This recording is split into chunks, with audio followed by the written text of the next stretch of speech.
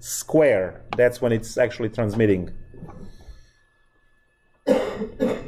Hello and welcome back to Calculus 2, section 6.3. We're talking about the disk method. Now, what is the disk method? Well, it means nothing until we actually say what we are trying to achieve with the whole thing. I would like to calculate the volume of the object that has a circular base. So, all the objects that I have on my desk currently have a circle in its base. Now, you see that the shape of these objects, right, is not the same. You have a cylinder. This is a combination of a cylinder and whatever other function, right? This is some kind of wavy function. We don't even know what it is, right? So as I rotate a function around x-axis or a y-axis, I am enclosing the volume. And if I rotate this linear line segment, right, between 0 and B, if I rotate this around x-axis, I will get the same line on the other side, and since I rotate it, it will have these things, and there you go, cup. So how do you mathematically describe this particular shape? It's very simple. What you have is the x-axis going through the center and just a single linear line segment over here, which you can figure out where it is because you can calculate the distance on both sides. As you rotate that line segment around, it creates a three-dimensional object which contains volume. I can find the volume of this cup with a ruler, because all I need to measure is the radius here and the radius on the other side. As soon as I know those two, I know the point here and the point here, and I can create the function. The formula that computes the volume, in this case, is going to be the volume is pi times integral between a and b of function squared dx. So this is the disk method. At this point, practically lecture is over, right? If you know what the function is, you are able immediately to calculate the volume of that object. So now, if I want to calculate the volume of the shape, what I need to do is I need to trace its function on the square grid. I need to trace the function on the square grid. And as soon as I trace the function on the square grid, I figure out what that function is. It might be the piecewise function. So this piece over here could be exponential, could be a parabolic. And this over here is just a straight line. So I do two separate integrals and I add them up, and there's the volume. It is extremely simple to do this, and mechanical engineers, that's your life right there. All right? That's what you do. So what you do is, and guys, this is what the project looks like. If I have a problem, one of the problems in a pool for your project, which is due the day of the final exam and is assigned halfway in the semester, so week 3. One of the problems that is in a pool, I'm not sure if I'm going to have it, but I'll tell you what it is. It says, go to your favorite coffee shop and pick up a cup they have. You know, the cups are 16 ounces, 12 ounces, 18 ounces, whatever they are, right? Pick up a cup. I don't see anyone with a cup here, but that's okay. Oh, you have a cup. Well, no. So what you have now with that cup is you can measure the diameter on top and diameter on the bottom, cut that in half, and you create this picture, and you can run and figure out the volume, do some unit conversion, and figure out how many fluid ounces you have in there. You get to figure that out to whatever decimal precision you want. That depends on how precisely you can measure the diameter of the cup. And then you can find out exactly how much volume, right? How much stuff you can put in that cup. So if the cup is advertised for, I don't know, 16 ounces, and your calculation says it's 13, and you recheck and double check and triple check and everything, well, there you go. You don't have to go to school anymore. Yeah, right. So, the way it's done is you just need to figure out what is the function that will give you the shape you want. And as soon as you have the shape you want, you take that function, you plug inside the integral, and then, do you know how to integrate? Well, you better. And that's the end of the story. So let's solve one of the examples. Now, obviously, this works also around y-axis, but you have to have function in terms of the y. So if you, let's see, red.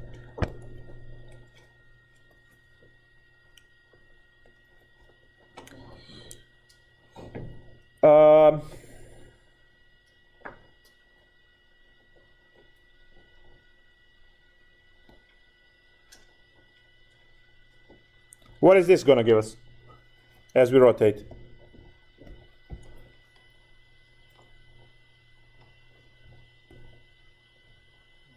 Yes?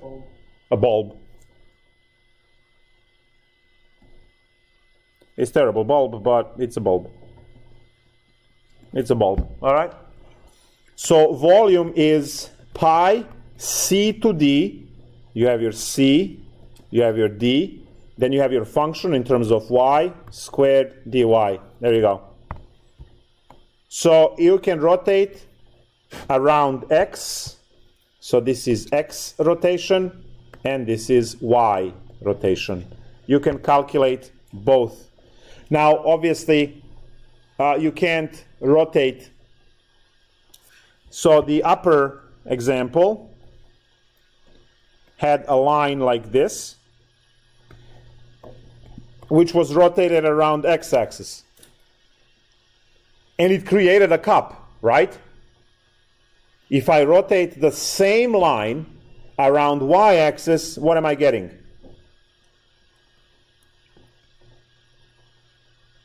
What am I getting? A cone. I'm getting a cone.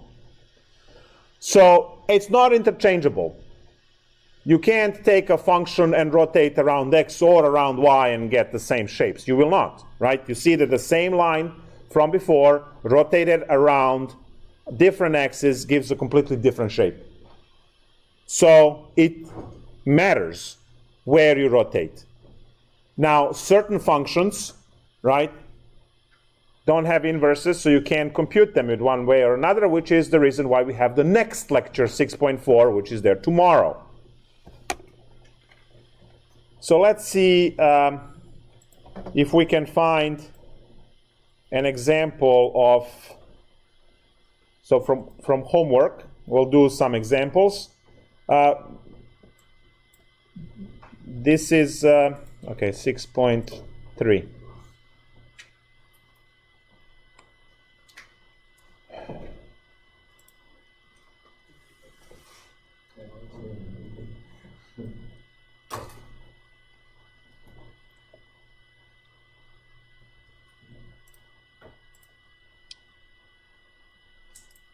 Okay, perfect. So Oh, come on. Keeps crashing. Like the one page I need.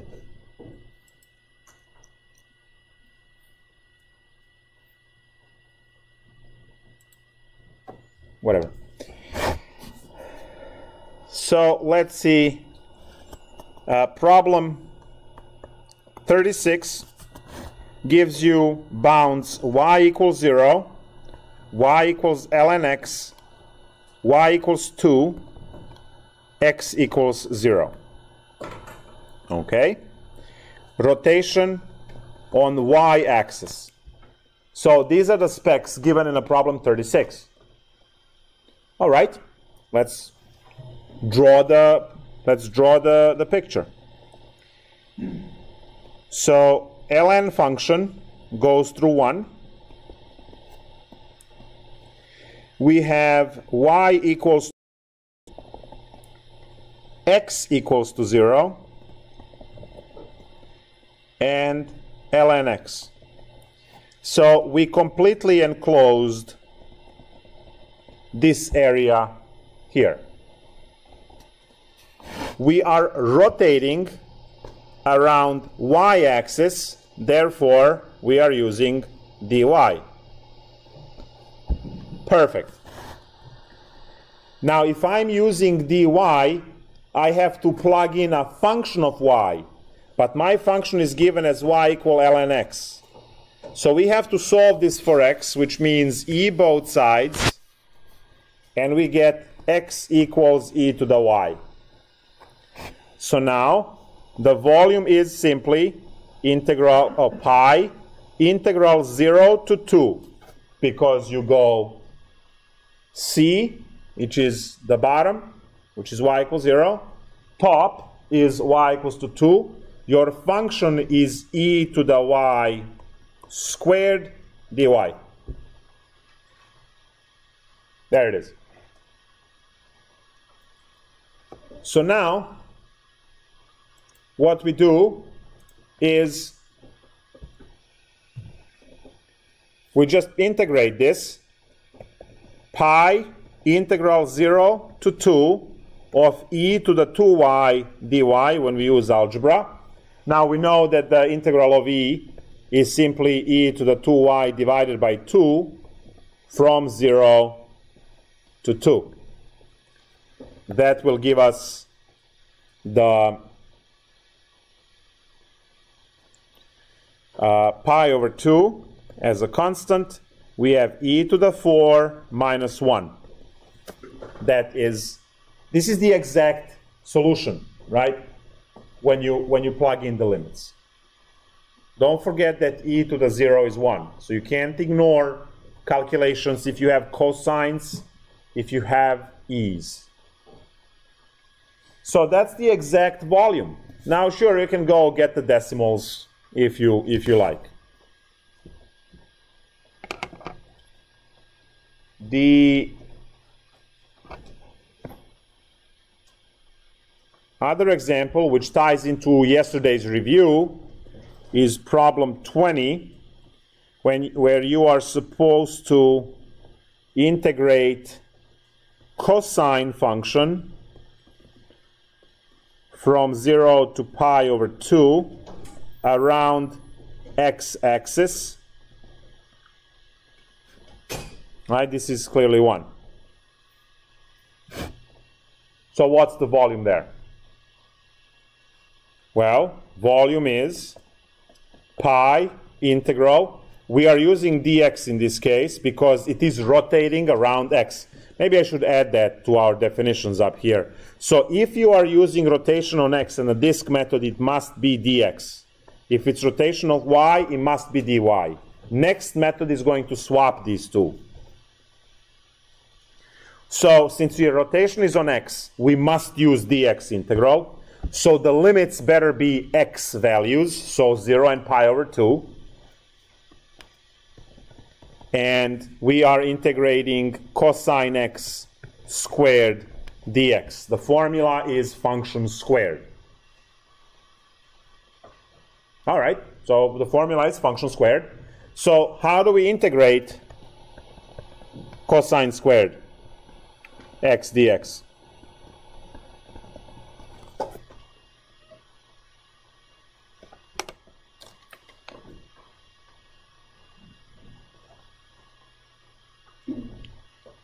How do we integrate this?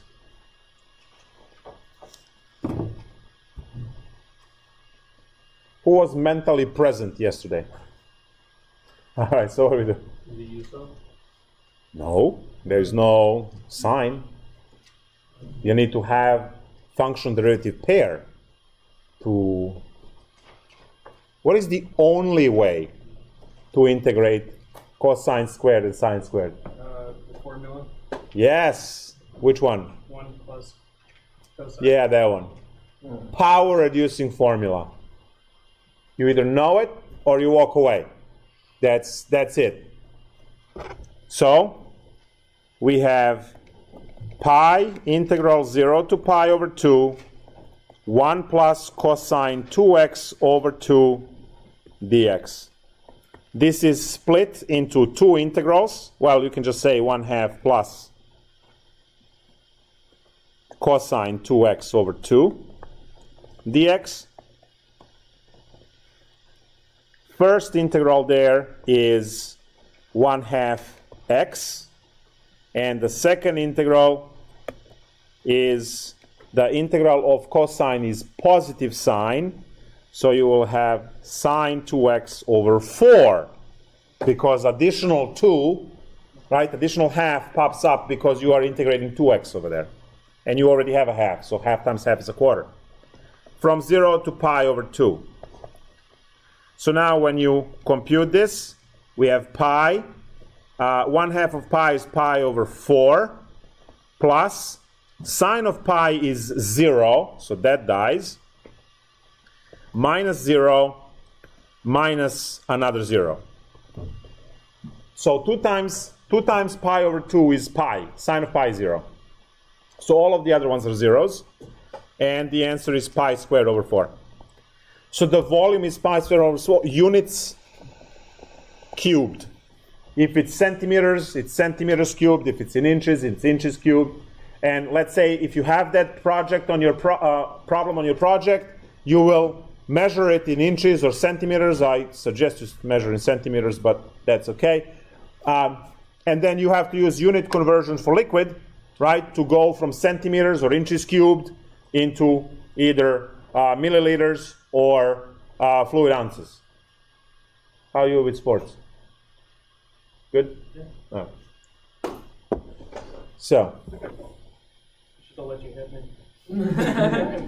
It would be funny for everyone, including me. And disability. You know, it's funny, I had a friend at work who went skiing and messed up his ankle, spilled water on the floor, slipped in the hospital.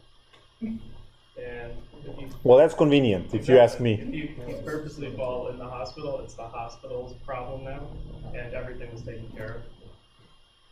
Yeah. All right. Pretty good. Who skis? You ski? Ski at the hospital. Just in case.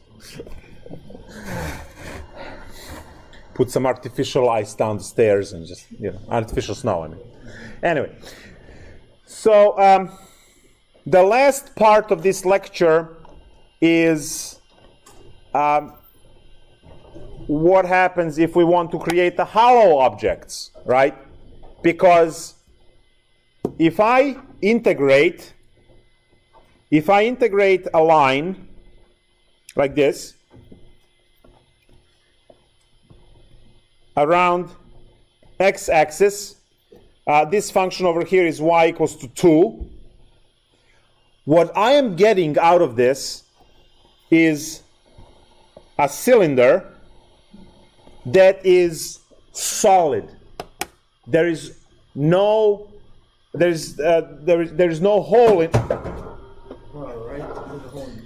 There is no hole. Yeah, I do. There is no hole in it, so that cylinder is solid.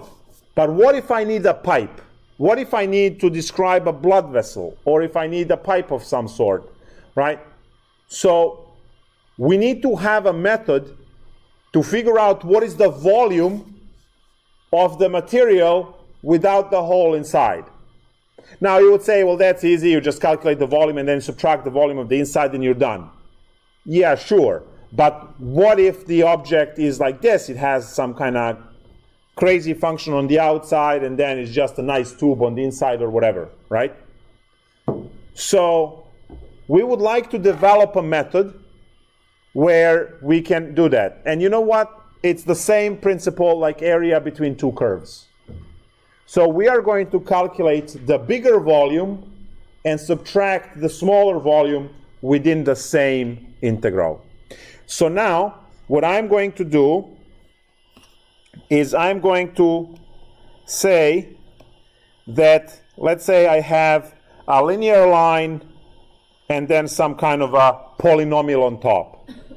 If I am to rotate this around x-axis, right? If I'm to rotate this around the x-axis, I'm going to get some really interesting, like, round shape with a conical cutout in the middle, right? It will be a cone, right? You will need to flip this on a side to see. So this shape, right, would be like this and like that, and then it will be circled there. So this would be empty, right? That's empty there. And this is where the material is. So now you have your upper function f and the lower function g. Same principle like for the area between two curves. We're actually taking area between two curves and rotating around x-axis. So the volume will be pi integral a to b f squared minus g squared dx. And then you have the one that works on y direction as well. This thing is called the washer method. And the reason why it's called the washer method is because when you cut the slice, if I am to cut the slice off of this, it will look like a little washer. You know the washer? You ever put the IKEA furniture together? All right, good. So the washer is this thing. All right, that's the washer. So it's very, very thin, right? And it's a ring. So whatever is hollow inside, that's where there's no material, right? And you have all of the material on the outside. So the volume calculated with the minus g squared is what you are taking out. So technically this cone over here, that's your g squared that you are cutting out so that you can actually have the full piece. So it's identical to area between two curves that we just did.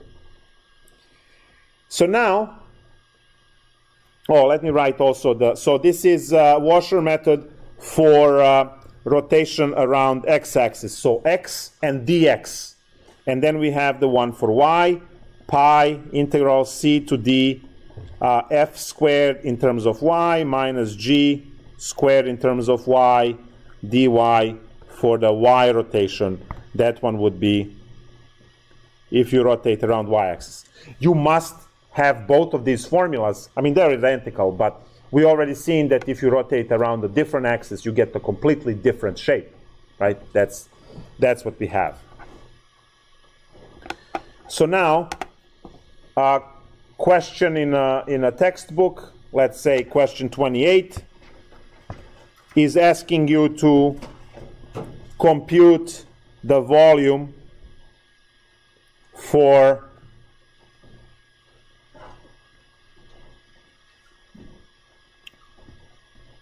y equals x and the fourth root of x if you rotate around x-axis. So rotate around x-axis.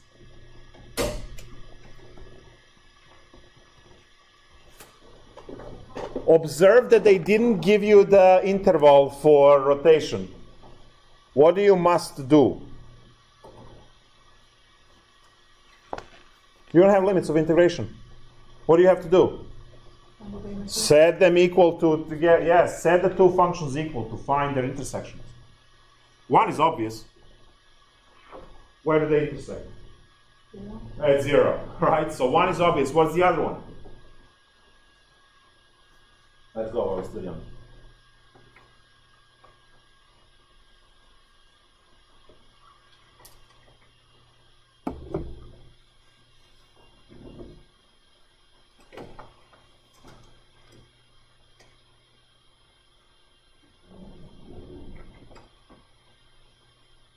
So set two equations equal to each other, figure out the two limits of integration, and then because we are rotating around x-axis, you must use dx formula. Upper function squared minus lower function squared. We have 18 seconds. Let's go.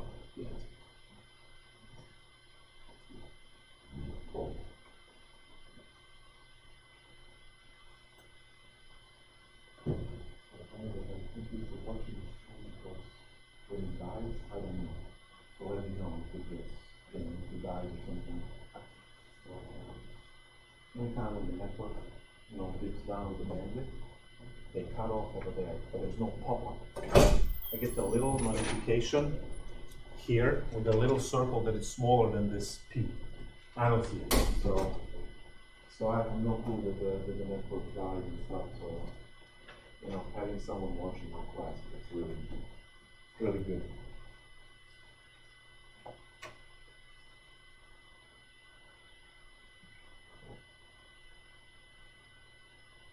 It's the clock. Wrote that thing like 2 months ago. No,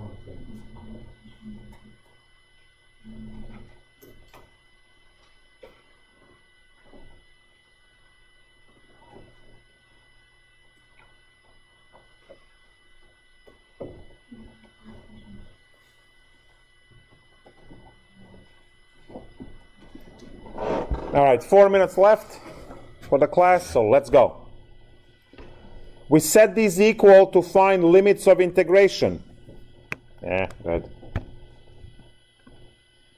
Limits of integration. So 4th root of x is equal to x. Well, we put the 4th power on both sides, and we get x to the 4th. We get x equals x to the 4th. From there, x to the 4th minus x is equal to 0. Now, when you do that, you factor out x, you get x cubed minus 1 equals 0, x equals 0, and x cubed equals 1, from where x is equal to 1.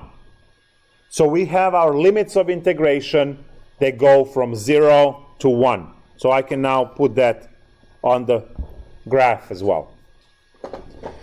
So the volume is pi integral 0 to 1 upper function squared minus lower function squared dx pi integral 0 to 1 of square root of x minus x squared dx, which is pi.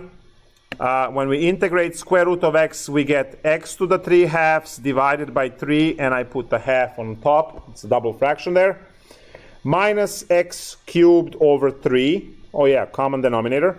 From 0 to 1. Now 0 will just make everything disappear. So I have pi over 3. And I have 2 times 1. So pi over 3 units cubed.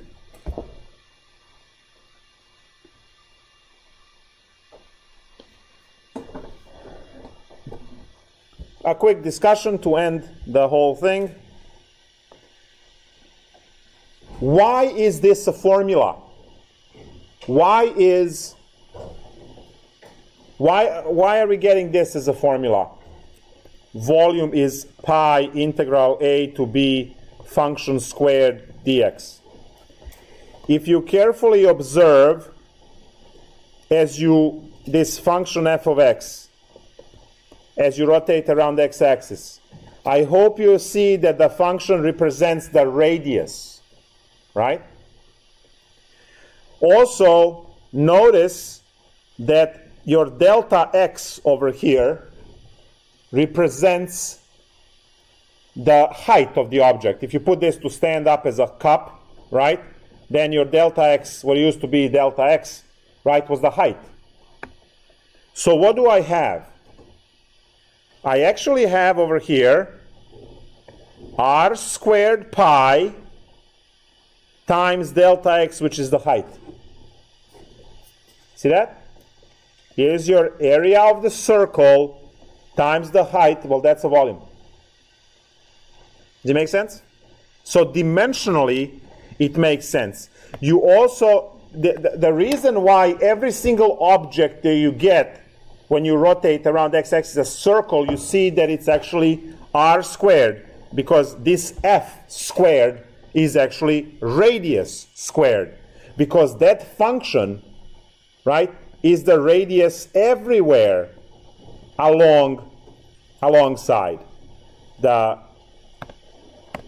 So that's that part, and dimensionally it's 3D, because I do have 3 dimensions at work. I have 2 dimensions here, because that's technically y times y, and then I have x over here times x.